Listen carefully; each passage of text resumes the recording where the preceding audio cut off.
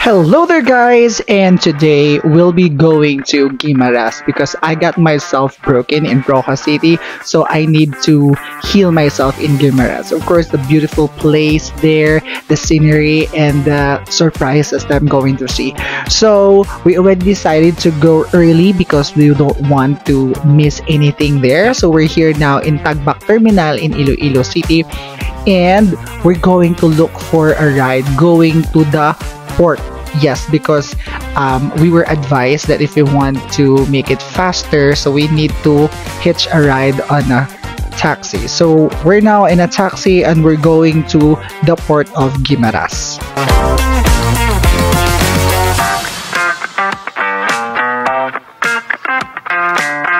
This is actually exciting for me because I've never been to Guimaras and it's my first time going there. And it just gives me a lot of emotions knowing that this would be an adventure of my life because I know that there will be a lot of things, impressive things to see.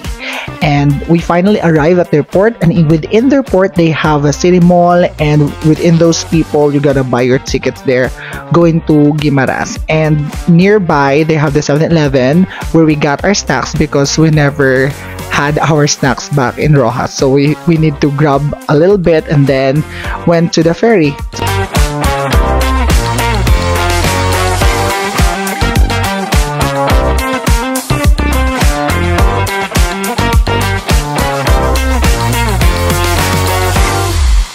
So we finally got settled in and we're just waiting for the ferry to leave. So while waiting, I need to chill myself because I got motion sickness because I'm a dragon slayer. Yeah. And this is the view of the inside of the ferry. So we're finally moving and we're going to Guimaras. I'm really excited because I've been waiting for this since 2017. And we finally arrive at their port, Jordan or Jordan. Yes, so from this port we're going to the municipality of Nueva Valencia because that's where the place that we're heading.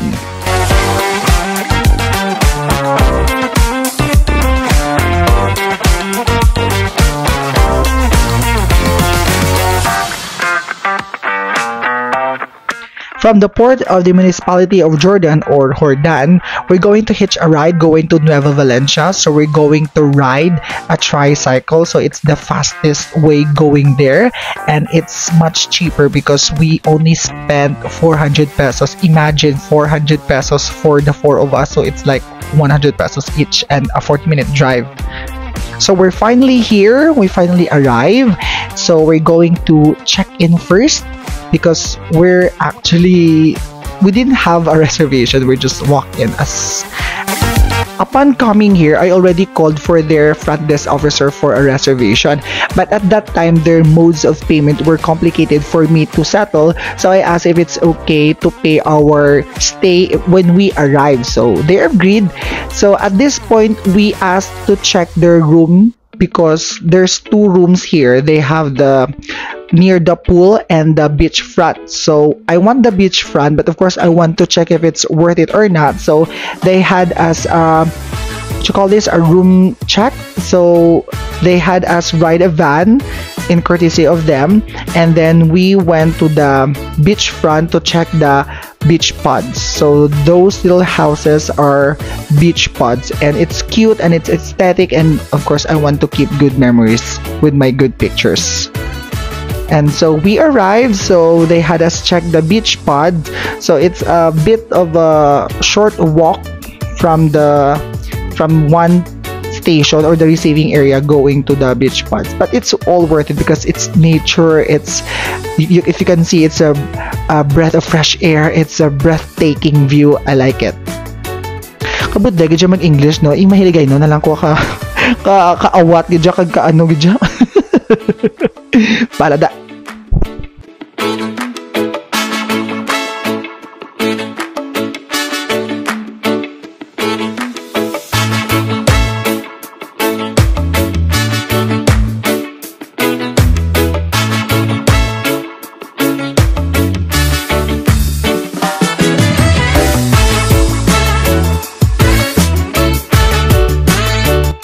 At this point, they are now showing us our rooms or our pods. So we have 2 rooms or 2 beach pods because there's plenty of us and the room can accommodate 2 to 3. So we're 4, so we need to have extra room. So for us to enjoy the experience. And after we decided to take the room, we're going back again to the receiving area so that we could take officially the rooms. Wow, take officially. And before anything else, we're in Andara Beach Resort pala. I forgot to inform. And we're going back again in their pagoda because they have 1 personnel there waiting for us so that they can call the van for us to be fetched.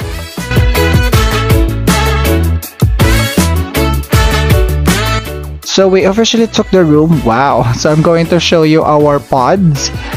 My pod rather. And it has 2 bed, the upper and the lower deck. So of course I call the top because I want to have a good experience. And this is our beach pod. It's just comfy, it's just cozy, and it's really good actually. We also have our own personal TV, our ref. What's amazing about their TV, dito ako mag-restakan ako. So marami sila because wala man daw wifi pero ready mag-serve ang ila yung personnel. For example, kung pwede mo bala masaksakan sa USB because may movie man kuya bala. Haman nila in case nga wala kami kuno movie, may USB sila filled with movies. Diba? Amazing. So after namon sa room nag-settle, we wait for their pagoda. May isa na ka-personnel nga gintawgan na to ang van. So ato sa na atong guy. So naka-schedule na sila dira ang may oras na kung sino mabantay, and then they will call the van kung sino magpasaka dito sa babaw para magkaon because dito ila palakanan. Pero makita nyo to sa may puntahon na ayun, gina-construct to kay I think base another room pero feel ko restaurant to kay maawat bala magpasaka panaong, especially sila van magasto sa gasolina. Pero social, you see, sugat dulong kami ya. Nan. So, ari ang best part kay nami gidila food ya as in kung may ara lang guro restaurant sa Rojas sa ilang specialty dito kumakaon kay di man sa pagsugid pero manami gidya especially la kare-kare. Wala ko gakaon kare-kare because ang ila balang usual nga sabor is peanut. Hey don di ko ibala nami ang peanut pero I'm not saying ko ang peanut, gakaon ko peanut pero sa food hindi ko ya gusto. Pero dito lang na ako na realize nga man nami gid nga ila yang kare-kare kay do hindi jabla major contribution ang ila peanut manami gid yang sabor mako gani basi may NC4 ka mo diri hamba ko sa waitress nagpatawa lang sa kay manami gid ila pagluto ya. So, nahuya man kami nga pero kami sugat dulong. So, hambas ang magulang ko, malakat na lang kami padalom. And so, gilakat-lakat na lang namon para matunaw man ang amon ginkaon. And sa dalom, namangkot ko dason sa isa dito ka gardener nila. Kay may arabala sang top view. So, namangkot ko kung paano dito makakadto. So, while nag-enjoy kami sa amon nga stroll, so we decided to take pictures na lang danay.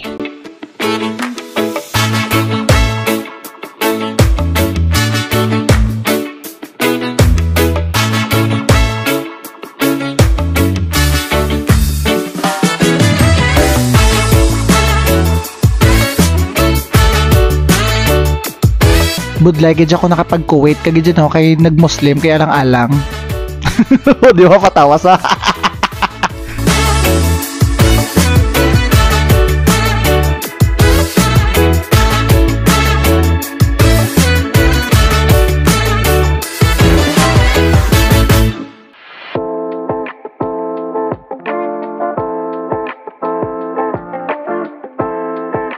After namon lunch, nagpahuway-huway lang kami and then nag-snacking and then we talk about how beautiful the place and how refreshing it is to our eyes. And then after which we plan to look for places pagin nga nami papicturan.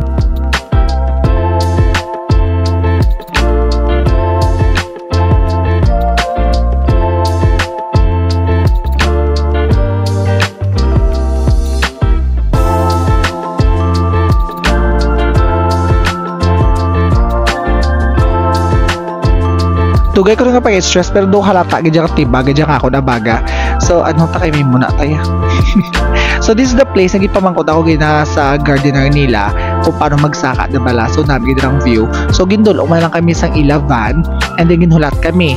They also have a place nga pwede ikaw mag-pray and syempre nag-surveillance ako kung ano ang mga lugar pagid. And nakibot ako, abi ko there was going to be a lion or a tiger or a jaguar or a leopard. Wow!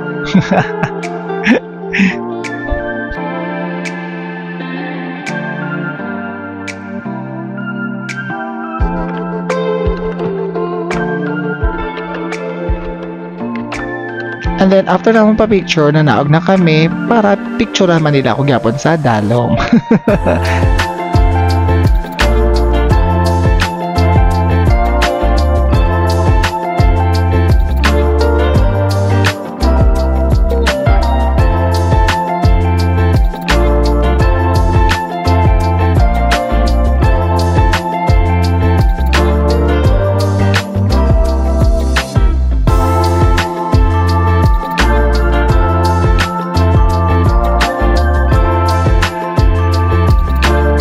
And sa diri nga part, gusto kong matry sinablang splash sa hair.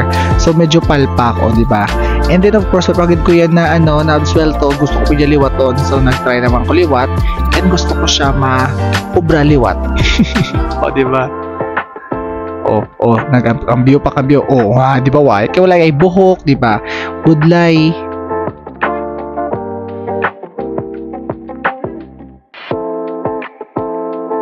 So far sa tanan nga beach resorts nga nakatuan akon, ila ang pinakamanami nga services kay well accommodated ka kag ang ila gid towel as in like tagapaligo na mo ginagaan kami bago, hindi nga dalon namon amon towel sa amon nga beach pad pasaka, hindi gid ginhataga kami panibago. And pwede ka lang kapaligo pag gastay ka dira, hindi nga like ka lang walk-in nga day tour ka lang, dapat ma-overnight ka na so pwede mo magamit sa ilang po. And mas manami ang nachos sa Central Yard pero fries ang kaong ko. Hi. And of course, I can't get enough of swimming kaya manami kasi dami magpaligo, and of course para worth tanan-tanan. So ligo-ligo, and of course after ng paligo, nag-prepare na kami dason to have our dinner.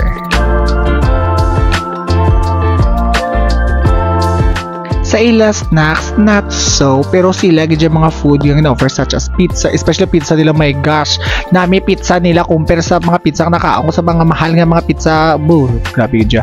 And of course, nagpasakay na lang kami sa van kay gabi madulom, so nagpadulong kami.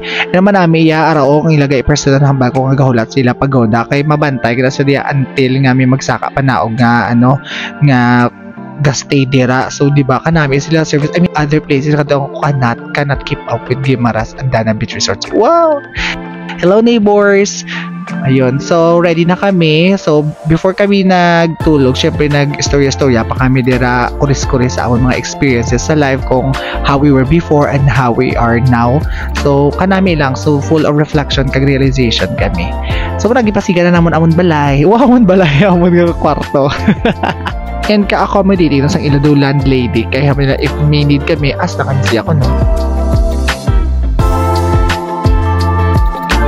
So it's morning, so we need to wake up na kay syempre wala ka nagbakasyon para magtulog, pwede mo mobras nyo pa rin malay na ya ara kita dira para mag-enjoy and of course to explore and take pictures. So wala ya room for tulog-tulog, okay, booked down na and we have to wake up the rest of the bakasyonista. Wow, bakasyonista na ilang gid niya na magbugtaw in front of the beach, no, nga wala isang bagyo kay para daw, di ba, ka-refreshing kagka namin isang morning. And of course nag-moist kay sobra kalabig.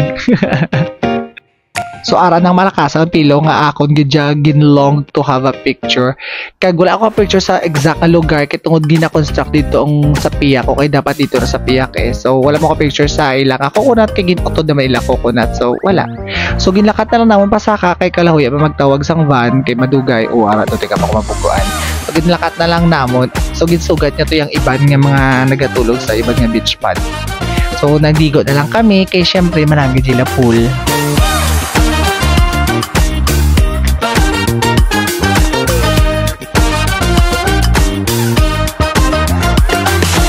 mabidyo ko tayo di lakat-lakat ka sumabot ang waitress nga i-inform nga hindi available sa imo na nga time amon naging paluto. So haba na mo sige i-serve na lang siya sa lunch time mga around 10 AM kay that time breakfast meal pa lang ilagi na serve, di pwede ka order sang other nga meal. Nakalanghap ka naman ba ng katol sa katigasan ng ulo mo na kahit kailan hindi siya mapapa sa iyo? Pues ito ang life hack para sa iyo. O ayan, diba? In 3, 2, 1, sakit ng ulo ko. May sungay-sungay akong buhok. O ha, diba, batsyag? Ay, hindi kaya kaya wala kayo isang buhok para sa hair flip. Tig-agad dya.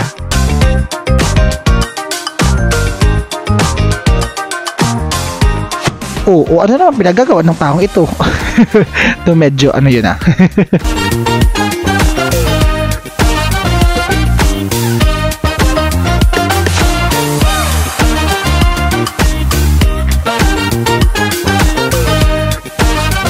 So pahuway-huway danay sa pool and ano to may bukya sa likod nyo. Guys, the best gid yung anda ng balnyo nga man sa Rojas daan mahid ko akong kuko diriya nagigyo.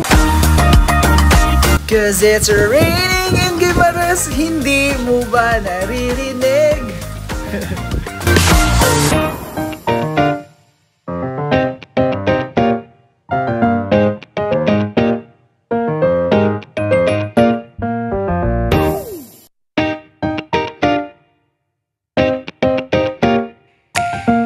And we're almost done here sa Andana Beach Resort. So we're already fixing our stuff kay malakat na kami. So naghimos na kami and then we're going to leave na.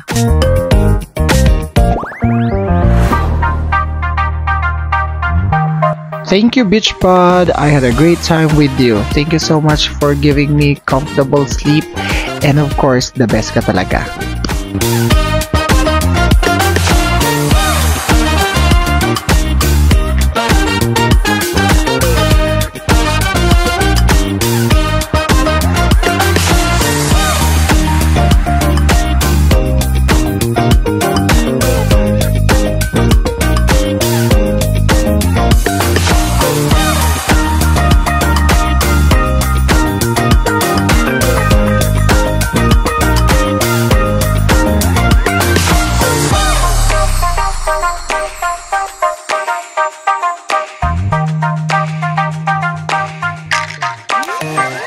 So here's our ride, naka-ready na daan because ara si Manong ay la personnel because ma-check out na kami sa receiving area.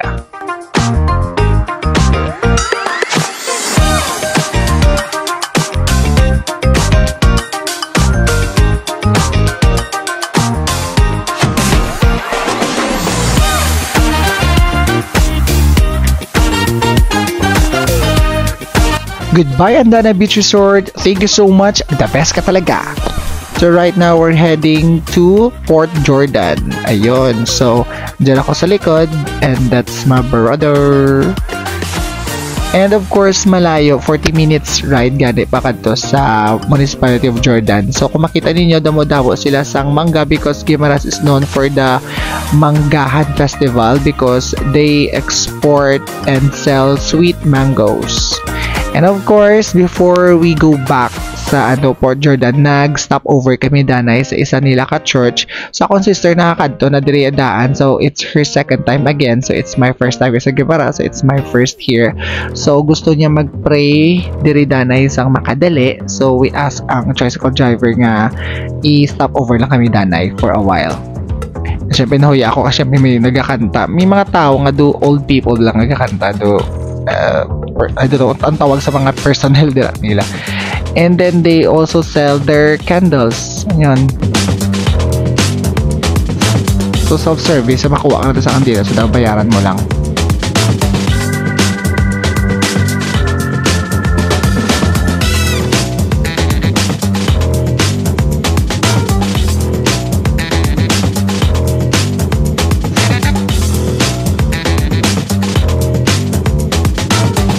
So we're finally at the Port of Jordan. So we're looking for the ticketing booth.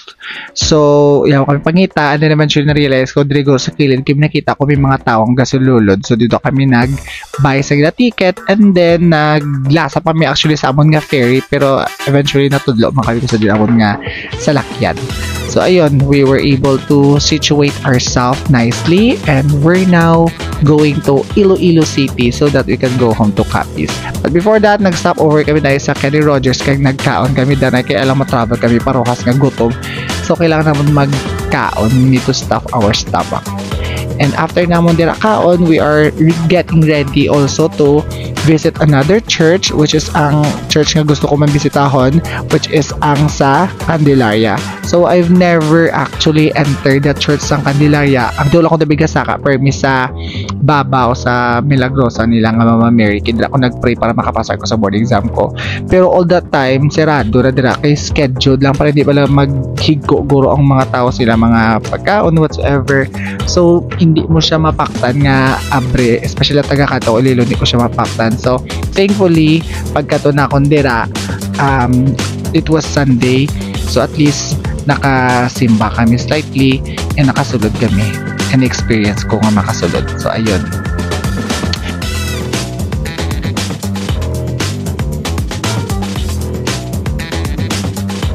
So after sine, puwi na kami sa Rojas. So that's about it everyone. Thank you Gid. Thank you for watching. Be well until the next video.